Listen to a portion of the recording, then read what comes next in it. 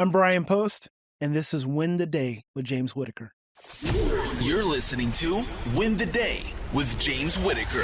What we do in life echoes in eternity.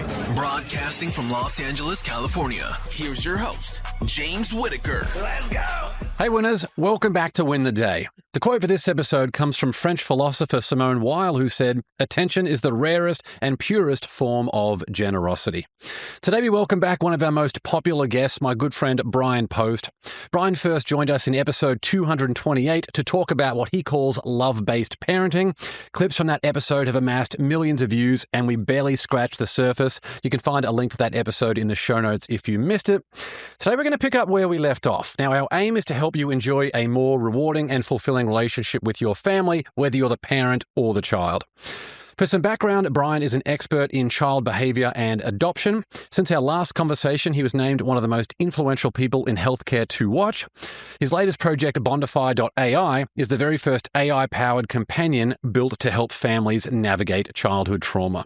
Most importantly, he's a father of 7 and a grandfather of 3. That's real-world experience you can't get anywhere else. In this episode, we're going to talk about how to protect your kids from the dangerous addiction of online attention, the exact signs that show your child is ready for a smartphone, the hidden psychological toll of early fame, and how burnout career parents can leave work mode at the front door. Before we begin, the right bit of inspiration can completely change the trajectory of someone's life. So there's a friend or loved one out there who needs to hear this episode or could use some help to win the day. Share it with them right now. All right, let's win the day with Bryan Post.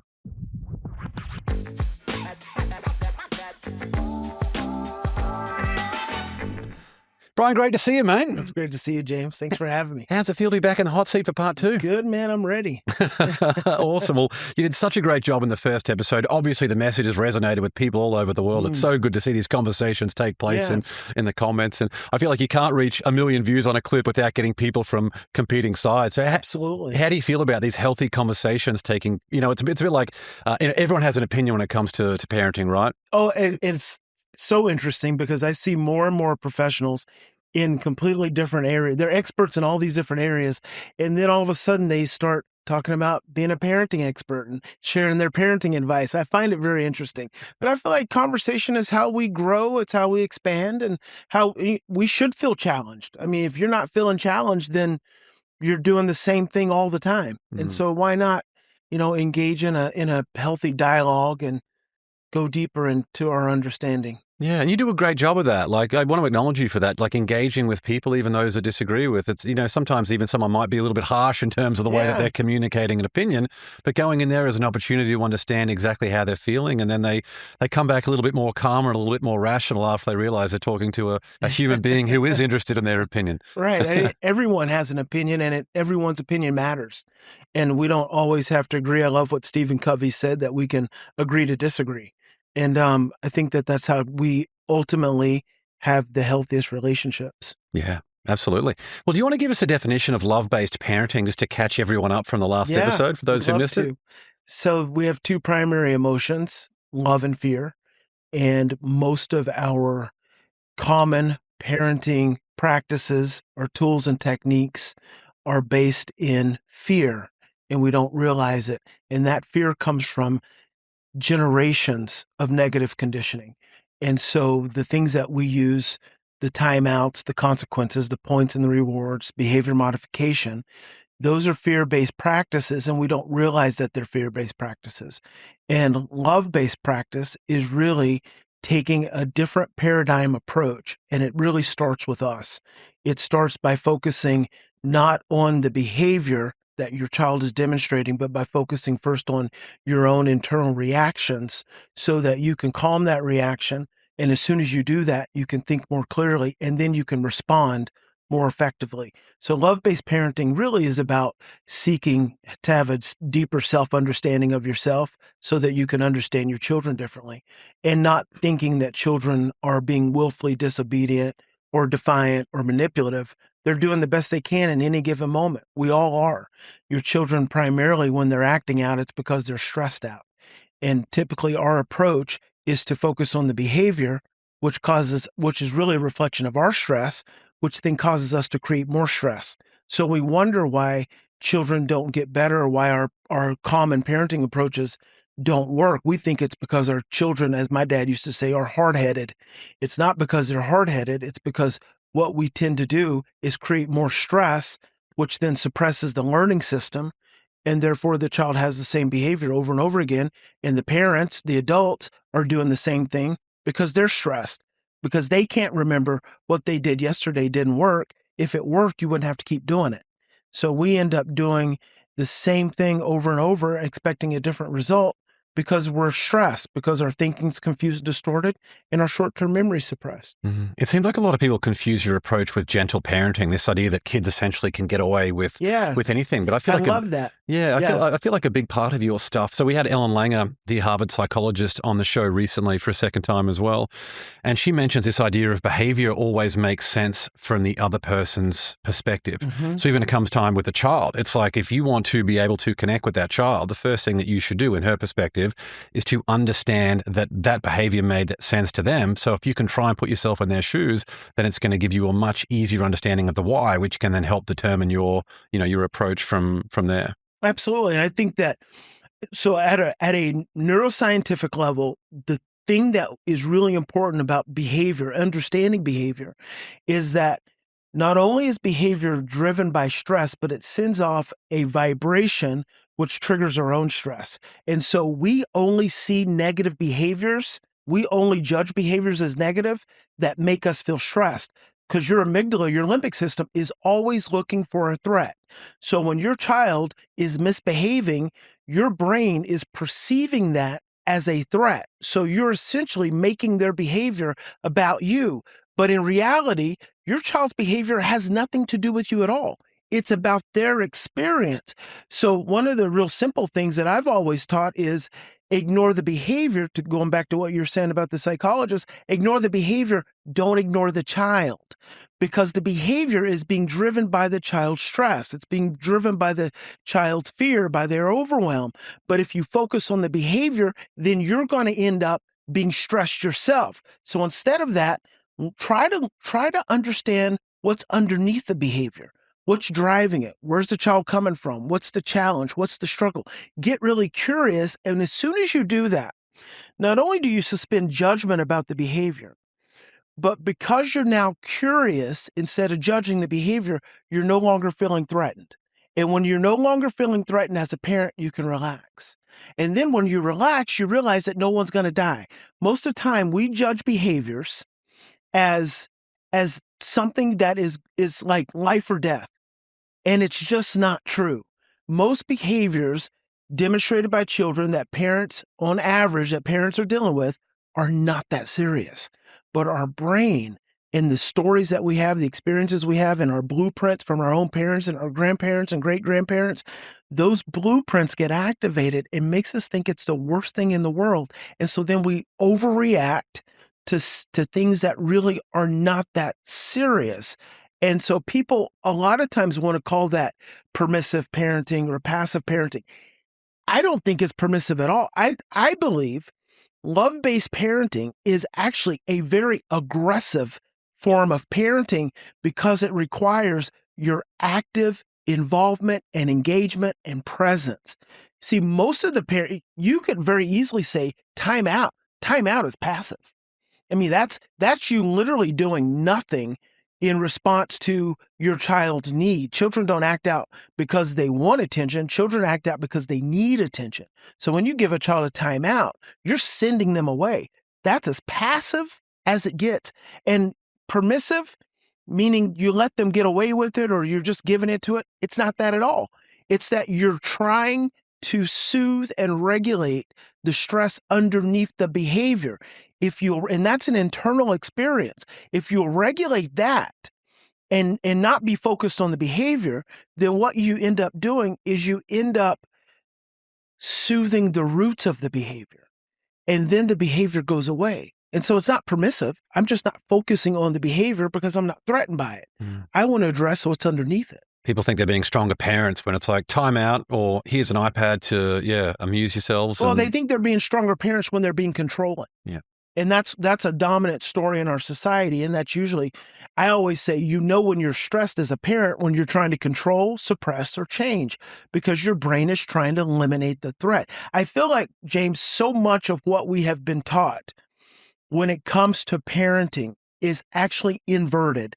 The things that we should do, we've been taught to do the exact opposite. And I say that we grew up experiencing fear disguised as love.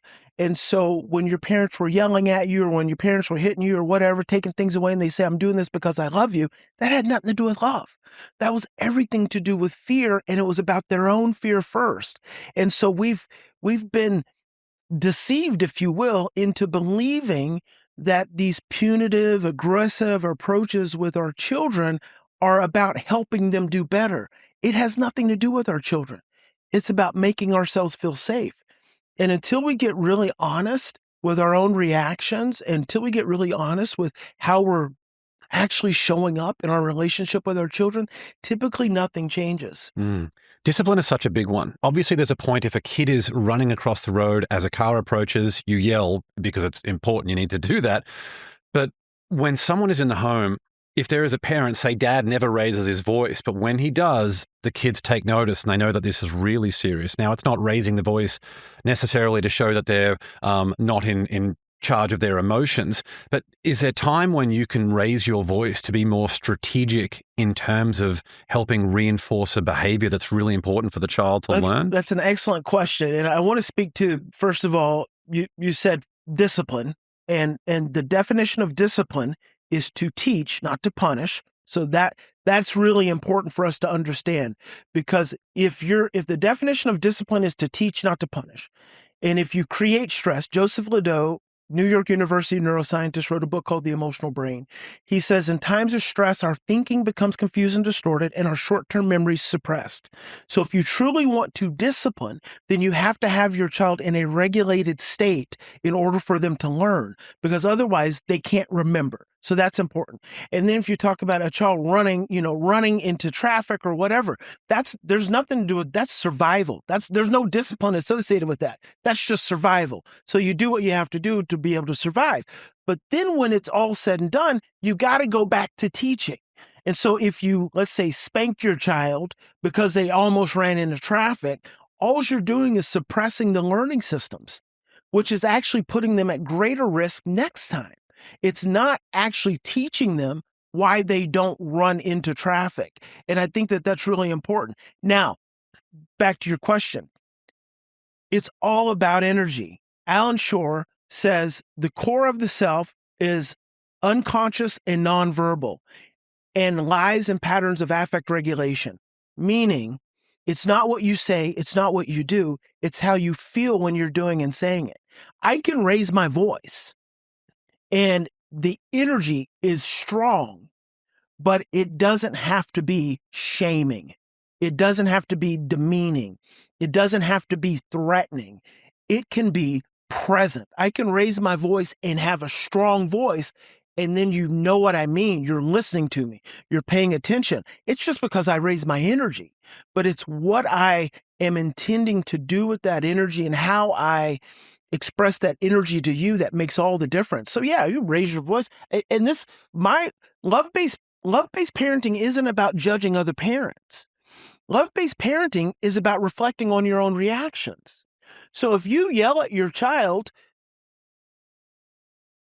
after it's done, ask yourself, did I feel good about that? Did they receive the message? Did I feel bad about that? Was that why was I yelling? Was I yelling because I was upset about something else? How is our relationship after I've yelled? And then whatever you're comfortable with, that's your path. That's your process. Yeah, well said. This idea of agency and responsibility, I think, is very good. People think about like maybe love-based parenting. They might put it in the same category of things like gentle parenting, or just an approach where, you know what I mean? Like it's where the person is not as responsible. The child is not as responsible. Knowing you, I feel like responsibility and agency for individuals is absolutely paramount, because that's how we grow, right? Through experiences. And so 100%. Yeah, so you know what I mean, right? Like where is the balance of sort of discipline and agency and nurturing and emotional connection? And I'm an obsessive about words. Discipline. The definition of discipline is to teach. Therefore, responsibility. It is my responsibility to teach you. And it is my responsibility to teach you until you have learned. If you have not learned, the responsibility comes back on me. See, in our society, we have a tendency to be reactive and not responsible. Responsibility means I am going to take responsibility until you have learned the lesson, which is discipline, which is teaching you, which means I have to be willing to slow down. I have to be willing to breathe. I have to be willing to invest the time. I have to be willing to be present and to provide my attention until you have learned the lesson. It reminds me, the one time I had a cat, which I'm not crazy about cats. Neither am I. I'm a dog man for sure. Yeah, the one time I had a cat, I had friends over. They were therapists. We'd done a training, and the cat jumped up on the table. And I was like, get the cat off the table. And the cat comes and gets back on the table. And my friend says, all you do is when the cat jumps up on the table, just take the cat and put it back on the floor. And she said, just keep doing that. And pretty soon they will learn that you don't get on the table. And parenting is the same way.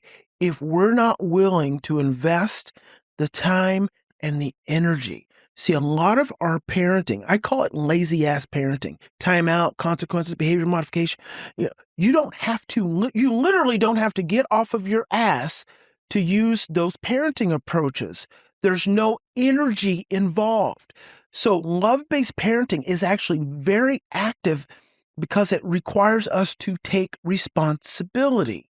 And the way you teach children to be responsible is not by being reactive, which is what we do. The child has a behavior, we give them a timeout, or we punish them, or we yell at them, or we spank them. Those are reactive approaches. And children learn 90% of the time from modeling. So just like the cat, I mean, I can knock the cat off the table and kick the cat off the table, but that's reactive. Response, and to teach responsibility means I have to be willing to be responsible first. And you learn from modeling my practice and my approach. And if discipline is to teach, the role of that, like to teach implies that there is a willing participant on the other end, right? Like you can't teach someone who doesn't want to be there. You can't teach someone who's completely stressed out. Yeah. I mean, if we're talking about our children, obviously you can't teach someone who doesn't want to be there because they don't want to hear what you have to say, right? So that could be important, especially from parenting, because if there's something for me to teach you and you're too stressed out to hear me, then I have to be wise enough and have enough discernment to calm myself down and not lecture you ad nauseum if I see you're checked out. Why don't I just give you some space? Why don't I just give you some time, which then gives me some time? And then later I can come back and we can have a conversation about the lesson that needs to be learned. Mm-hmm. And then we're both calmer during that time. And you're going to learn it so much more effectively that way. Yeah, connection first and the education. Connection before correction. Yeah, love it. You mentioned there this idea of, not punishing. We want to teach and not punish. Mm-hmm. As kids get older, they become young adults, they can do things that have very real consequences. Is there a place in your mind for people to actually be punished? Like, is that useful ever? I don't think so. Yeah. I mean, sorry, just on that, we also, what do they say, that sort of sympathy for the wolf is, is bad for the sheep, right? Mm-hmm. Like looking after one thing, like for behavior that has very real consequences. If someone else has been hurt, then, this is where it starts to get a little bit tricky. But I love the question. Yeah. I love the question because that really brings up an opportunity for us to examine our own reactions in a situation. And let's just talk about siblings. One sibling hurts the other sibling. As we start thinking about consequences, it's like, well, should there be a consequence to the perpetrator in the situation so that at least the victim feels like there's justice has been served, right? Mm. So our thought, in our society, our thought is that we're supposed to punish the perpetrator. And what happens is, number one, we don't realize that negative behavior is driven by stress. Negative behavior is driven by stress and by fear, by survival. And so when we punish a child who's already stressed out, all we're doing is creating more stress. It is a negative feedback loop, and we do it over and over and over again. When in fact, the first thing I would encourage a parent to do is take care of the child who's been wounded, make sure they're okay, and then realize the child who's perpetrated on the victim, they're stressed too. They're scared too. And then you turn and you're like, buddy, dude, what's going on? Man, what's going on? And then it's like, I'm not going to have to punish you because I'm going to be in relationship with you in a way that, number one, I'm going to help you calm down. So I'm going to help you feel safe. And as soon as I help you feel safe, because here's the thing, and I can see this between siblings right now. When I hit my sister and she starts crying and my dad comes and he yells at me and he says, "What's wrong with you?" I'm in survival. My brain is in survival. It's already hijacked. I am going to fight. And so it doesn't matter. You yell at me all you want. But the reality is I'm not internalizing anything because I'm protecting myself. You can hit me if you want, but I'm protecting myself because I'm in survival. It was the stress that led me to hit her to begin with for whatever reason. And so until you're able to help me calm down, I can't calm down enough to realize that what I did just injured someone because I'm in survival. And so punishment just layers on top of an already stressed out individual. And I think about I am a notorious speeder. I drive fast, right? It's terrible. One of the most impactful experiences I ever had with a highway patrolman, he didn't give me a ticket. He said, "I'm going to give you a warning, but lead by example." Oh, jeez. Wow. And it was so, see, this is the thing about shame. It's, in my opinion, it's not okay for us to shame someone else, but it is completely okay for us to allow another person to feel shame. Shame is a normal, healthy, emotional experience. It's when we shame someone that we're actually causing them to lose the benefit of the lesson of shame. And when he said lead by example, I felt shame. And I pulled back onto that highway. And I was like, wow. I probably did not speed the rest of that time. Now, was I speeding on the way here? Of course. But I still remember, and it still has an impact. And that was years ago. Reminds me of the best teachers that I've had, like in high school. It weren't the ones that would, be like, "Oh, you're on detention if you don't do your homework." It's the ones that say, "Look, I can see the potential in you. You can do this. Let's just focus a little bit harder. I'll give you a couple of minutes. Let's work the problem." I tell people all the time, especially professionals in the mental health system, who was your favorite teacher of all time? Yeah. That is ultimately, because everyone remembers their favorite teacher. That is ultimately who we want to model. Everyone remembers the teacher that they did not like and could not stand. Don't be that teacher. Be the favorite teacher. And I challenge teachers all the time. A lot of times in the first part of a talk to teachers, I'm like, I want everyone to think about who your favorite teacher was. Miss Tipton was my favorite teacher. Why was Miss Tipton my favorite? Because she was loving. She was kind. She was firm. She wasn't passive and permissive. She was firm.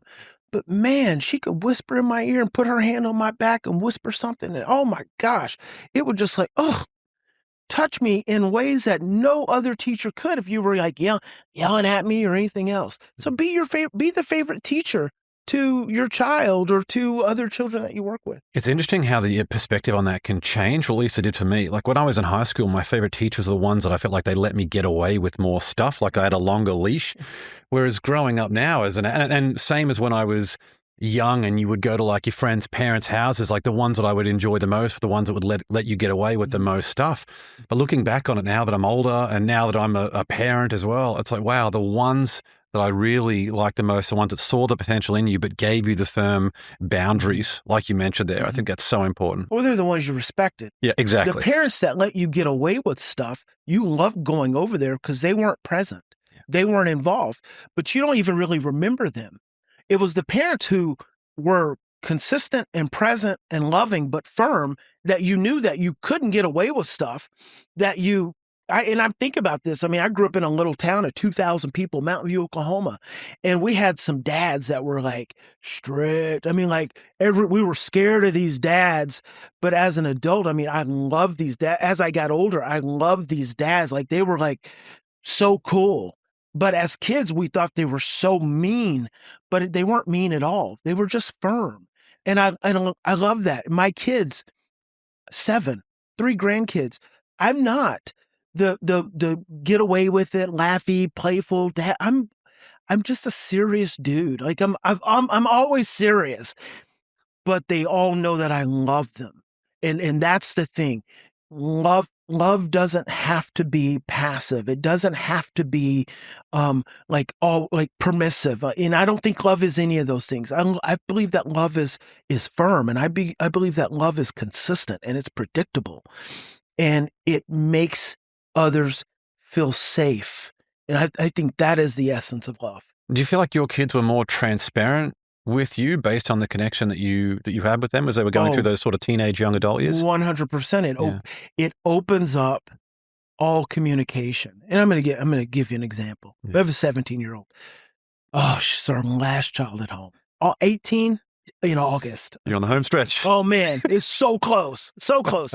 Which means nothing. And I tell parents that all the time. Parenting doesn't stop at 18. A lot of times it gets more challenging, right? But the other day, her mom came out of her bedroom and she had a vape. And she said, "Look at this." And I said, "Okay." She said, I am going to take her car away. I'm going to, she's not going out anymore. She's going to get locked in that room for the rest of her life. It's like, da-da-da-da. I said, "No, we're not going to do that." I said, "Sit it on the counter and don't say a word. Just sit it there." The housekeeper, I think, had found him or something. So she did. And then she went to work, up in her office. I'm in my office. And a little while later, daughter finally wakes up, walks out into the kitchen, sees the vape, freaks out, just has a conniption fit, right? Calls her sister, her older sister, tells her, and then walks up to her mom and says, "Mom, I am so sorry. I am so sorry. I know I should not have had that. I know it's not," like literally her mother had to do nothing. And when you do that, not saying that my child won't vape again. Kids do it all the time. It's number one, it's not the end of the world. No one's going to die. Do we approve of it? Do we like it? Absolutely not. Do we want her to do it? Absolutely not. But when we create an environment to allow her to have an internal message, and the internal message is all the feelings that she has in that moment. That's the panic. That's the teacher. And then when she comes and she says to her mom, "Mom, I'm sorry. I shouldn't have done that. I shouldn't have had it, blah, blah, blah." And her mom says, "You're right. You shouldn't have." And it makes me upset and it hurts my feelings and I'm disappointed. And her daughter puts her head down and goes to her room, whatever. That is the greatest single lesson. And that lesson will be endearing. It'll be endearing for years. She'll probably tell her own kids that experience because of what she felt internally. And then by her mom not getting upset about it, she allows our child to learn internally. And that's the best learning. And external is what we typically want to do. But external doesn't do anything for teaching kids how to really internalize a lesson. We need the kids to course correct themselves. Yes. Right? I feel like that's the ultimate goal for parenting. That's the goal. Help them make good decisions. We're not always going to be there. Yeah. And so when you're punishing and when you're consequencing, you're using externalized force. Well, what happens when you're not there anymore. I grew up in a home of a dad who yelled and whipped. I mean, that was the thing. You get in trouble, you got yelled at, or you got whipped, you got hit. Well, what's going to happen when dad's not there and I'm out with my buddies? Man, bring on the beer, bring on the girls, turn up the music, let's party, because there's no external force present. And it happens, it's so evident with the prison system. You take a prisoner, you put someone in prison, there's structure, there's consistency, there's predictability. They fall into order, and then you let them out, and before you know it, they're right back in there. Well, why is there such a high recidivism rate if prison was effective? Prison is not effective. All you're doing is creating a structure, a highly structured environment, and the brain likes structure. The brain needs structure in order to feel safe. So when you take a person who doesn't feel safe and you put them in a highly structured environment, they actually feel safe, but you're not changing anything internally. And so when you let them out of the high structure, eventually they revert back to the same chaos that got them into prison to begin with. There are a lot of families who might have a child who's got some type of medical condition. Maybe one of the kids is a bit of a star athlete. So there could be one kid in the family who gets a lot more attention than the other kids. How would you handle that? Like, how should a parent approach that situation? Okay, so there's probably two types of experience there. You have the child who's always in trouble and gets all the negative attention. And then you have the child who's like the star athlete and the good student who gets lots of positive attention. And so I say, how do you handle that? Well, for me, it is a matter of realizing, helping parents understand that the child who's getting all the negative attention is getting all the negative attention from a brain-based conditioned state. It is a conditioned experience. The parents and the child are locked in a negative feedback loop. And the parents have to slow down. They have to course correct their own reactions.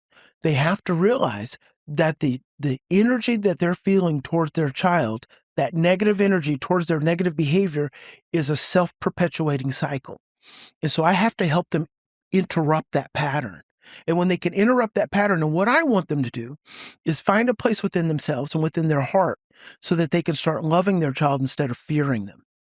Because they love the other child. The other child makes them feel good because they're the star athlete and because they make good grades.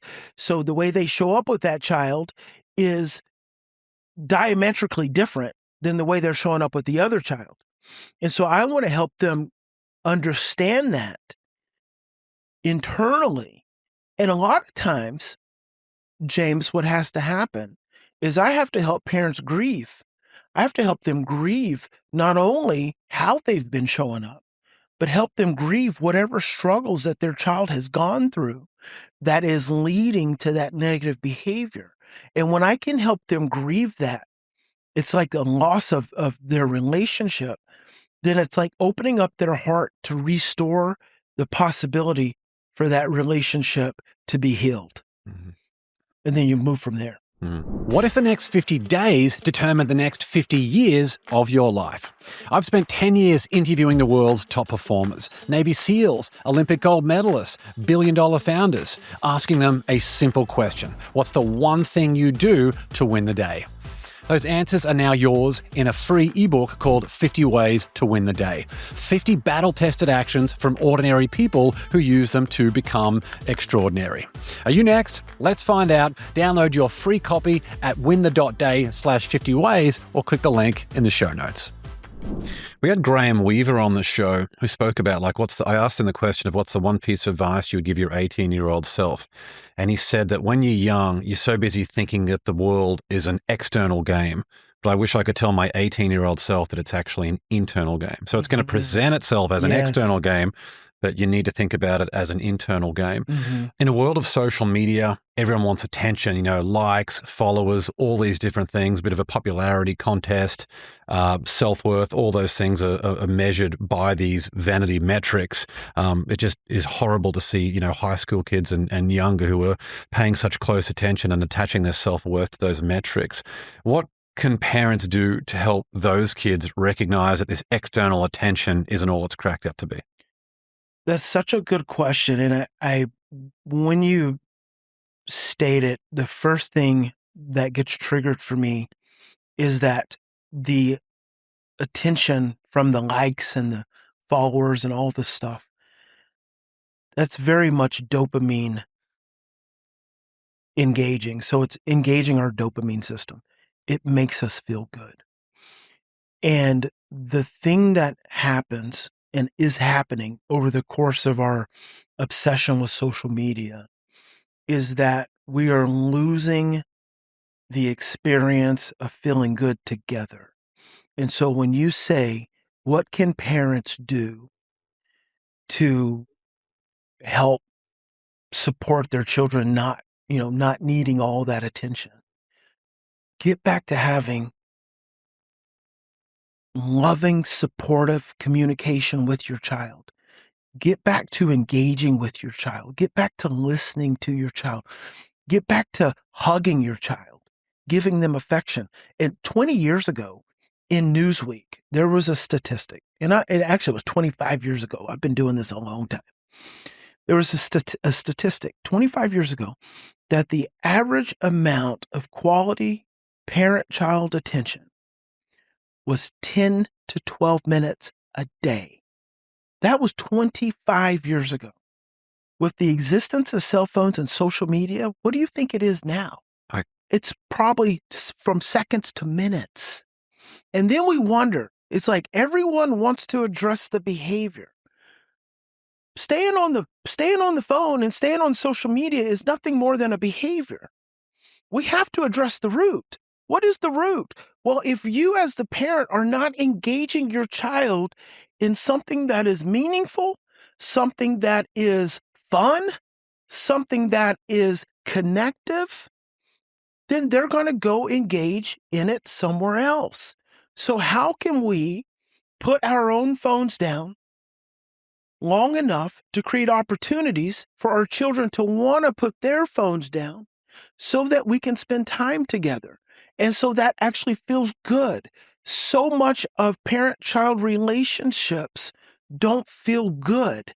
And then what we do, because they don't feel good as parents, is we want to focus on the behaviors. Well, our focus on the behaviors is typically a part of why they're engaging in the phones to begin with, because we're assholes. We're assholes. As parents, we tend to be assholes, and our children don't like us. And so then what happens is they don't want to be around us. And then what do? They go and engage in relationships everywhere else, because those relationships, at least on the surface, are supportive. They're kind. They're encouraging, sometimes inspiring, even if it eventually leads to something negative. And what does the child have on the opposite side with the parent? Negativity. They have condemnation. They have judgment. They have blame. They have shame. They have control. They have manipulation. They have force. Why wouldn't you not choose to engage in relationships elsewhere? And it reminds me, as I'm talking about this, it reminds me of a scripture.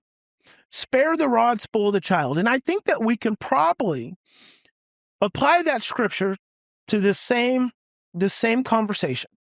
The rod and the staff were used by the shepherd in the raising of sheep.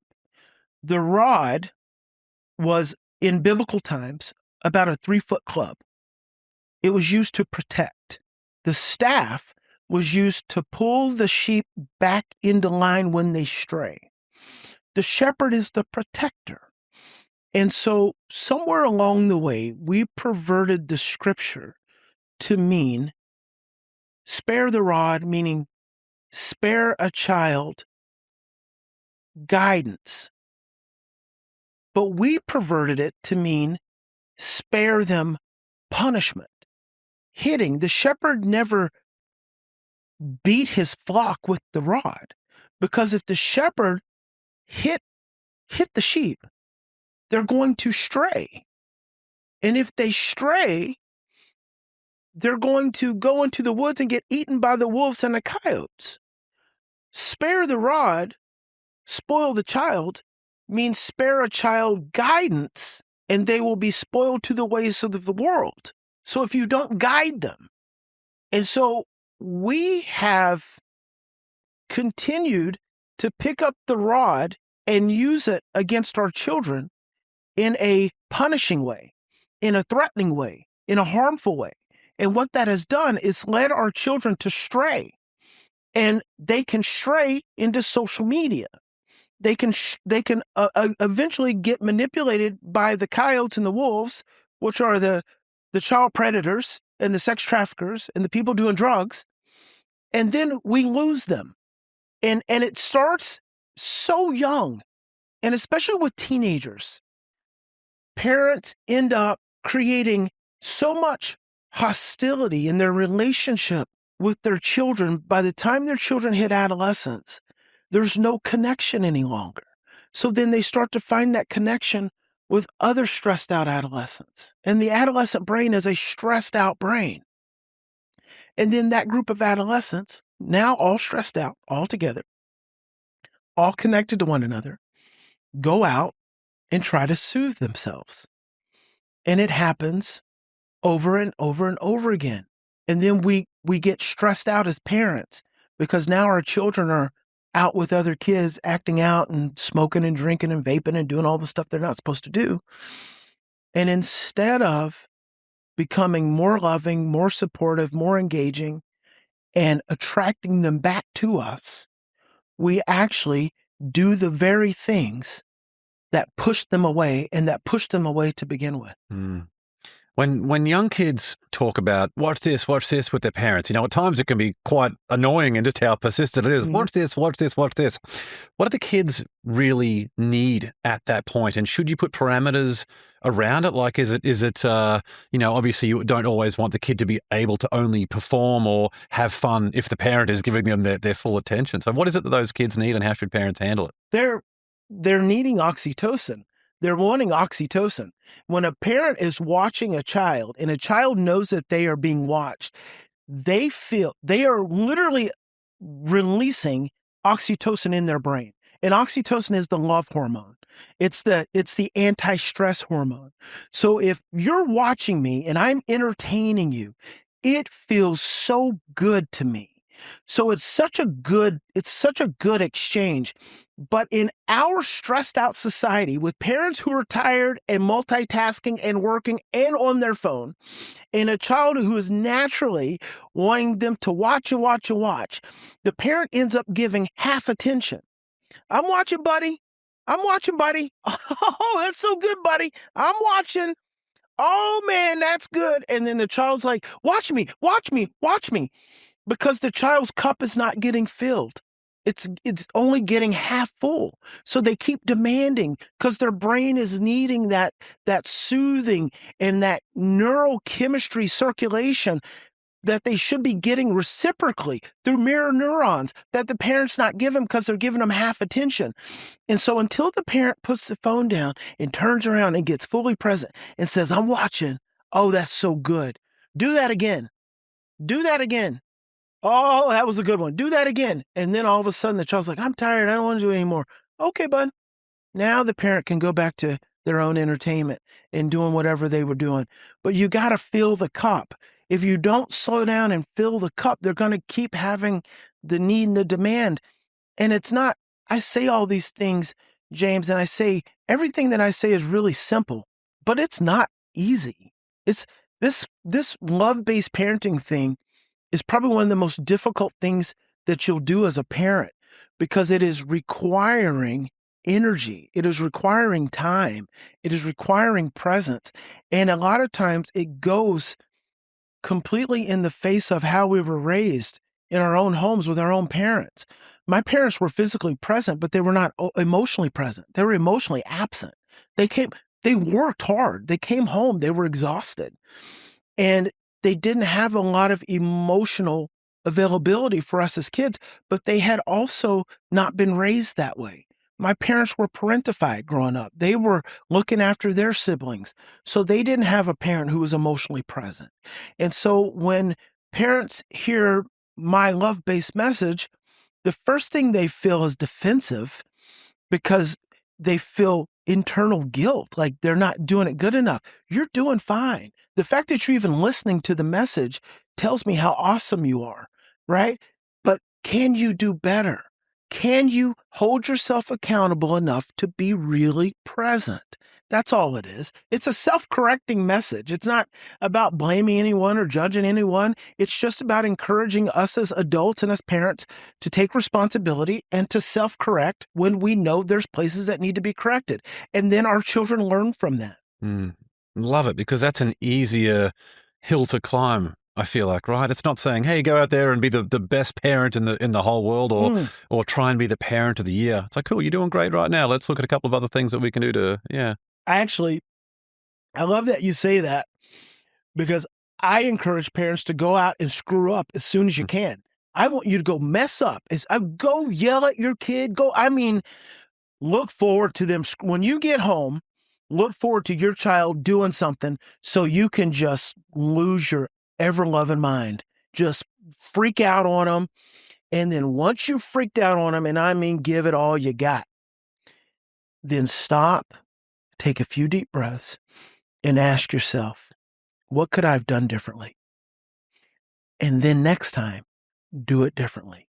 And then even better, go apologize to your child and say, I can do better. I'm going to try to do better. But I don't want parents to try to be perfect, because trying to be a perfect parent is stressful, which in its very essence is going to cause you to be imperfect.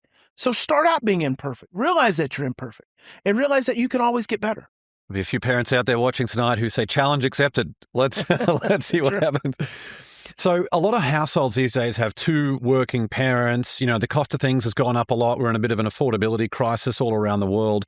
For overwhelmed parents who are trying to do the best they can, they want to be good parents, is there anything that we haven't touched on today that you think they can do or that they can say to themselves to show up a little bit better? And maybe it starts with treating themselves a little bit nicer, or touching on more things like emotional regulation, like we spoke about a lot in the first episode, but really helping those burnout parents, because they are in a household with two working parents. What can they do? And I think the reality is there probably is as many single parent households as there are two parent households, and single parent households with, I just right off the top of my head, I know a handful of moms, single moms, who are working, raising adopted children who have trauma histories, who are some of the most challenging children you're ever gonna parent. And it is overwhelming, and they are doing it. They're doing it. And my suggestion and encouragement to all parents is slow down. Give yourself permission to breathe. Give yourself permission before, on your way home, listen to your favorite song. When you pull into the driveway, give yourself permission to stop and take 3 to 10 deep breaths. Look in the mirror and say, I'm doing a good job. I am enough. Nobody's going to die. We're going to make this. We're going to make it through this. I'm a badass parent.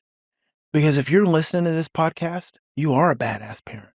Because most parents don't try to grow and educate themselves and learn more. So give yourself a little bit of space and a little bit of grace to know that you're doing okay, and that you're going to keep getting better, and carry on. Mm-hmm. Love it. One of the biggest debates that you see in families and schools all around the world these days is about at what age should a child get a mobile phone. Sometimes it seems like the floodgates open as soon as one kid in the class gets one, and everyone else is like, all right, cool. If that person has done it, that's permission structure for me to be able to go and get my kid a phone. All the people that I've spoken with, experts in various medical fields say the moment that you give your kid a phone, it is a very, very challenging route from there. Do you have a criteria? Like, how do we know when it's time for a kid? Like, when is a kid ready to be able to handle having a mobile phone when you balance the pros and the cons that it brings? I think that, number one, parents have to have discernment as parents, instead of having an expert tell them when's the best time. You can give your 3-year-old a phone. Giving your 3-year-old a phone is no different than turning on a television show and them watching that. The phone, for whatever reason, probably elicits a little more dopamine, but that's ultimately what's going to come down to. And are you going to give your 3-year-old a phone for 2 hours? Or are you going to give them the phone and put something educational on it for 10 minutes? And then after that 10 minutes, just like you would turn off the television show, put it down and get engaged, get involved. Ideally, just from a brain-based perspective, children wouldn't be on long periods of phone until they're, I would say, probably 8 to 10 years old, because your brain, it's kind of hit some peak growth periods by then, some key developmental milestones, and you're going to be able to navigate it a little bit better. But at the end of the day, it's not about the phone, James. Mm-hmm. It's about the parents' involvement or lack thereof. You know, the world we live in, everyone has a phone, everyone's on their phone.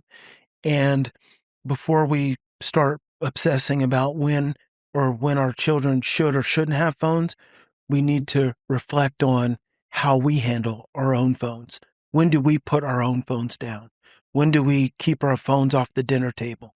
You know, are we eating dinner together and phones are in pockets? You know, we had a family dinner the other night. I loved it. I love it when we sat down as a family and neither my wife or myself had our phones out.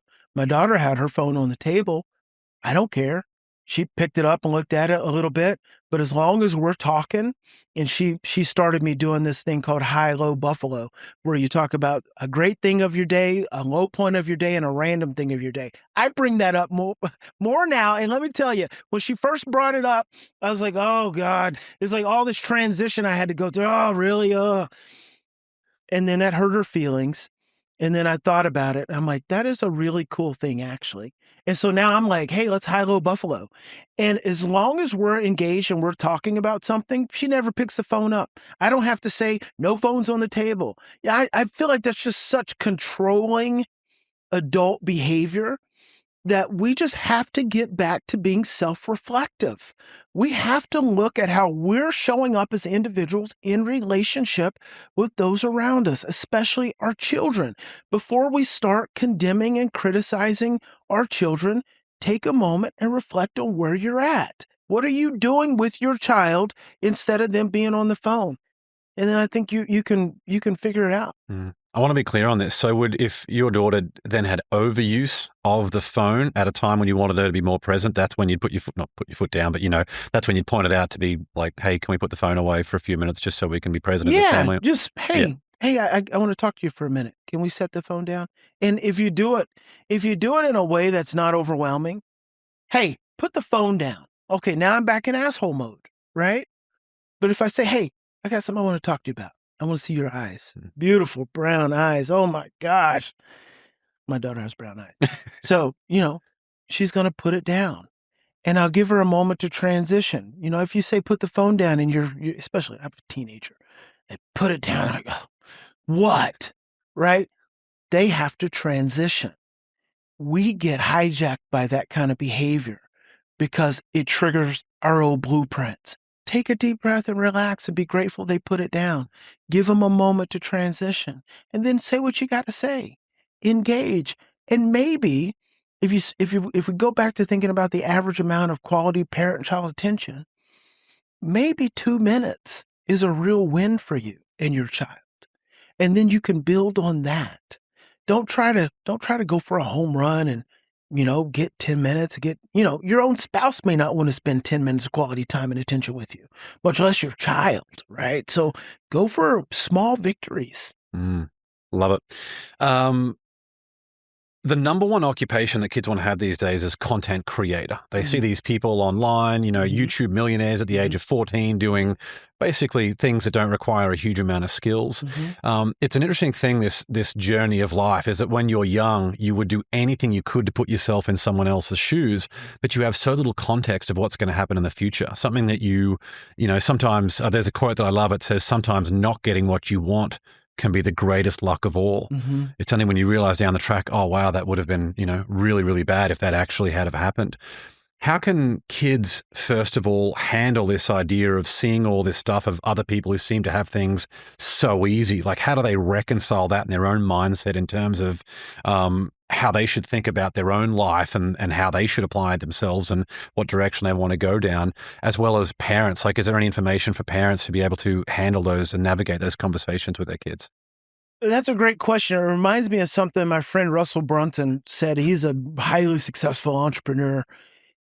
He said, instead of guiding your children towards being consumers, guide them towards being producers.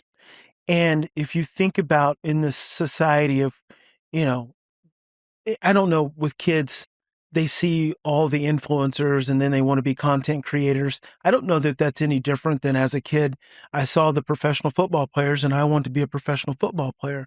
But what do you have to do to become a professional football player? You got to put in the work. And so again, I'm going to reflect this back to us as parents. If your child wants to be a content creator, well, help them go and do the work that is required to be a content creator. Do the research. Watch the videos. Go back to Mr. Beast. Go back to Mr. Beast's very first video. And you can do this with your child. You can do this in a way that's supportive and it's educational and it helps them realize that in all success, work is involved.